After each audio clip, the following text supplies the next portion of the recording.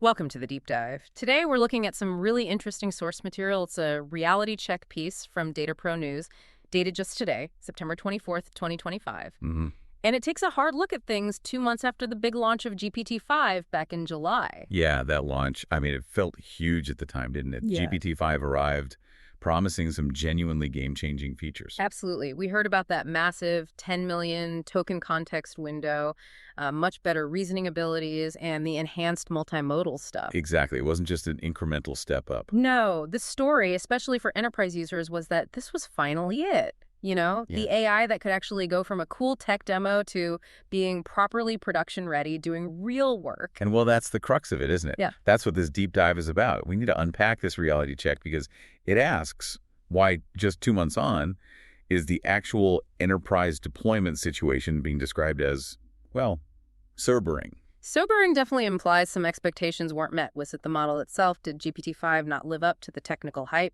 No, not really. From everything we're seeing, the tech itself, GPT-5's capabilities, they are impressive. The sobering part, the gap, is between what the model can do and what companies can actually deploy in production. Okay. The report points out that the same old roadblocks are still there. Tricky data architectures, infrastructure costs that can quickly get out of hand, and frankly, not enough engineering resources focused in the right way. So the engine's amazing, but the roads are still bumpy. That's a good way to put it, like having a Ferrari with nowhere smooth to drive it. All right, let's get into those bumpy roads then. Starting with the technical side. That 10 million token window, huge news. Enterprises imagined feeding it enormous documents, right? Whole data sets at once. But what were the infrastructure surprises? Well, the big one, the one that really caught people out, was the memory footprint needed when you scale this out. Memory footprint. Yeah, if you're running your own inference or even hitting the API really hard, the amount of RAM needed is staggering. The source notes that processing documents even in the, say, 500,000 to a million token range. Which isn't even close to the full 10 million. Right. Even that can demand over 100 gigabytes of memory for each concurrent request. Wait, 100 gigs just for one active user or process? Per request, yes. Okay, if your setup was built around GPT-4's needs, that's not a tweak. That's a total hardware rethink. You're talking immediate, massive capital expenditure. It's a fundamental bottleneck. Yeah. And it leads directly to the second major issue, latency.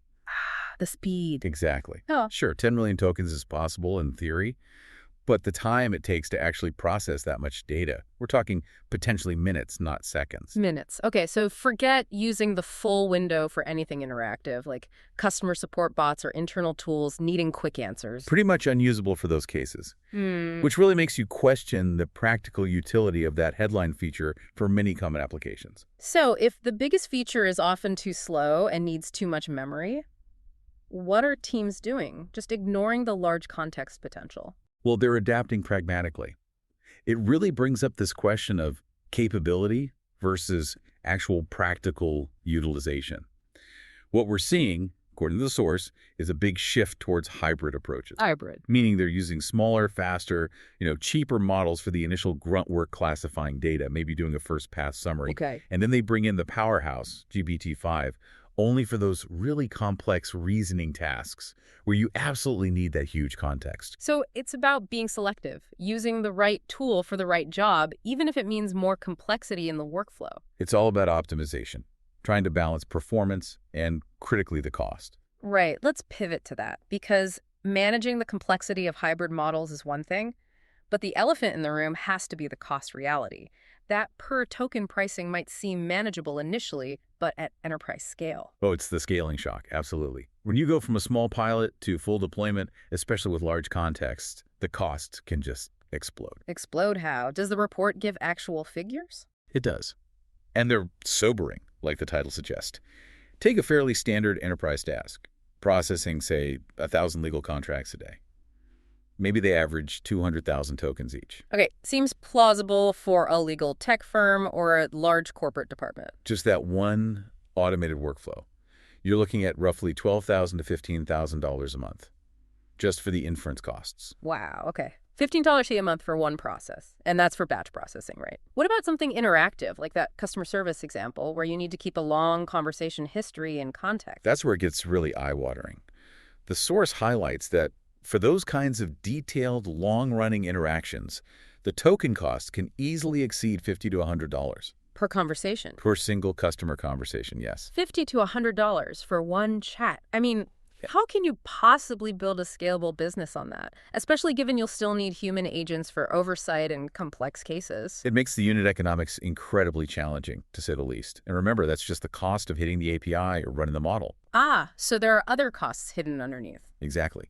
Supporting GPT-5 effectively means dealing with significant downstream infrastructure costs that maybe weren't obvious at first. Like what? What are these hidden costs people suddenly found themselves facing? The report breaks it down into about three main areas.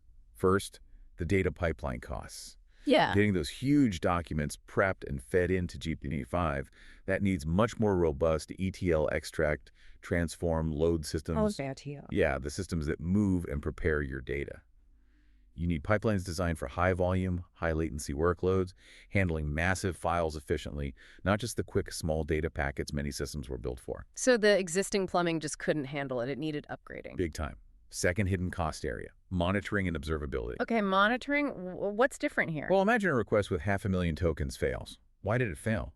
Which part of that massive input caused the problem? Your standard application logs are useless. You need specialized tools now. Tools that can track token usage patterns, how the context window is being filled, detailed performance metrics inside the request to pinpoint failures within that huge context. It's a whole new level of complexity to debug. That sounds like it needs dedicated, specialized engineers just for monitoring the AI itself. It often does.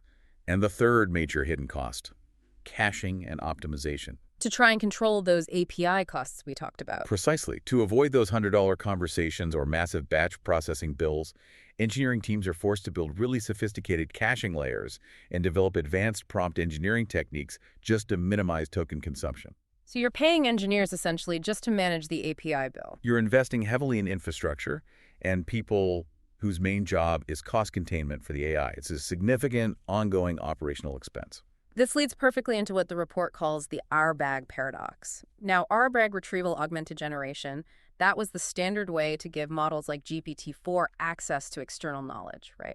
You retrieve relevant snippets first, then feed them to the model. But with GPT-5's 10 million tokens, the thinking was, well, Arai is dead. You can just dump the whole knowledge base into the context window. Did that actually happen? Yeah, that was the dream. But the reality, an emphatic no. No, why not? For all the reasons we just discussed. Shoving entire document collections into the context window is generally way too slow and way too expensive. So the paradox is, despite the massive context window, the source confirms that almost all successful practical enterprise implementations still rely heavily on RAG. Still using RAG? Yes, to intelligently find and select only the most relevant pieces of information before sending them to GPT-5. So wait.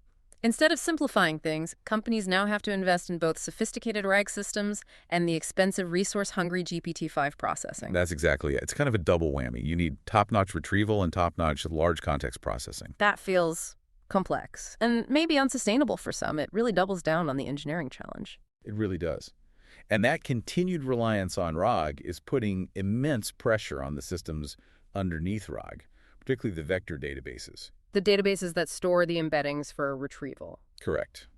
The vector infrastructure that was maybe just about good enough for GPT-4 scale applications, it's often struggling with the demands of GPT-5, the throughput needed, the latency requirements, especially with more complex multimodal embeddings. It's creating real bottlenecks.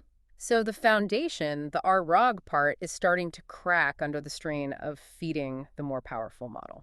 That's a fair assessment for many. It highlights why just swapping out the model isn't enough. The whole data flow needs rethinking. Which brings us back to architecture. Why are those traditional data pipelines proving inadequate for these new workloads? Well, traditional pipelines were often built for predictable data streams. Think lots of small, fast transactions. GPT-5 workloads are messy. Messy how? Unpredictable processing times, huge spikes in resource needs, high latency. It's just a different beast. The report notes successful teams are moving away from older architectures towards things like event-driven architectures. Event-driven? Yeah, systems built around asynchronous messages, queues, sophisticated load balancing. Things designed to handle unpredictable, heavy, slow jobs more gracefully without grinding everything else to a halt. Okay, that's a significant architectural shift. That's not a weekend project. That requires serious planning and senior engineering talent. Absolutely. It's a major undertaking. So let's try to summarize this for the listener. Looking back over these first 2 months, based on the source, what separates the successful GPT-5 deployments from the ones that struggled or failed? What are the key takeaways? The report highlights about 4 common traits in the successful projects. First, incremental adoption. They didn't try to boil the ocean. They started with small, specific, high-value use cases. Okay, start small. Makes sense. Second, hybrid architectures. They recognized early on that GPT-5 is powerful, but maybe not the only tool. They blended it with smaller, specialized models. Right, tool for the job. Got it.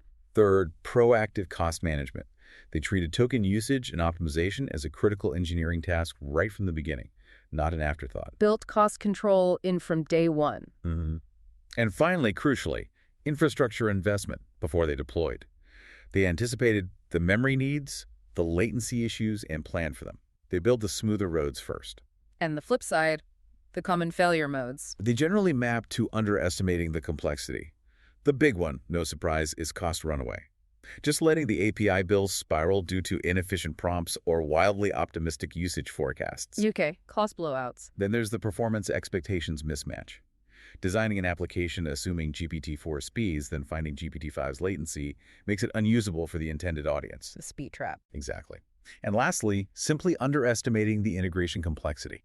Trying to bolt this powerful, demanding model onto existing, sometimes fragile enterprise systems without fully appreciating the engineering effort involved. So if you had to distill the ultimate lesson here for an enterprise looking at GPT-5 or similar powerful AI. I think the core message from this reality check is clear. Having the most advanced AI model, like one with a 10 million token window, is, well, it's necessary perhaps, but it's definitely not sufficient for success. It's not enough on its own. Not even close. Success really hinges on treating AI deployment as a serious end-to-end engineering challenge.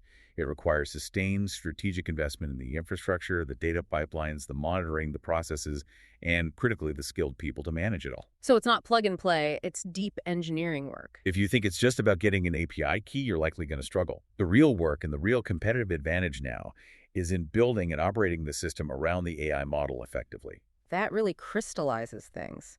2 months after the GPT-5 launch hype, the landscape seems clearer. Access to the model isn't the main differentiator anymore. It's about having the engineering muscle to actually deploy and run it effectively, efficiently, and affordably at scale. It's become an infrastructure and systems game. Precisely. And maybe a final thought for you to chew on, something the source material hints at for the near future. Go on. If RAG is still so critical, if that retrieval layer is the gatekeeper and potential bottleneck, then the next big battleground is likely to be the vector database wars heating up. We're going to see intense focus and benchmarking on platforms like Pinecone, Weaviate, Chroma, and others. Because if your retrieval is slow or inaccurate, it doesn't matter how good GPT-5 is. Exactly. Choosing, tuning, and scaling the right vector database. That's about to become absolutely mission critical for anyone serious about enterprise AI.